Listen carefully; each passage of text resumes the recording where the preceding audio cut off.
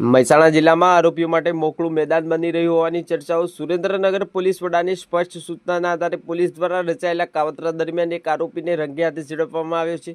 વિસનગરમાં cheque return કેસના આરોપીને પકડવા પોલીસે ફિલ્મી ઢબે સફળ ઓપરેશન હાથ ધર્યું હતું। મૂળ સુરેન્દ્રનગરનો રહેવાસી અને વિસનગરમાં એક યુવતી સાથે મૈત્રી કરાર કરીને રહેતો શખ્સ લાંબા સમયથી પોલીસની નજરથી બચતો હતો।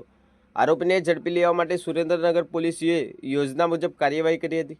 પોલીસે ભુવાજી તરીકે ઓળખ આપી રહેતા નિકુંજ રાજા મેલડી નામના શખ્સને દાણા જોડાવાના બહાને બજારમાં બોલાવ્યો હતો।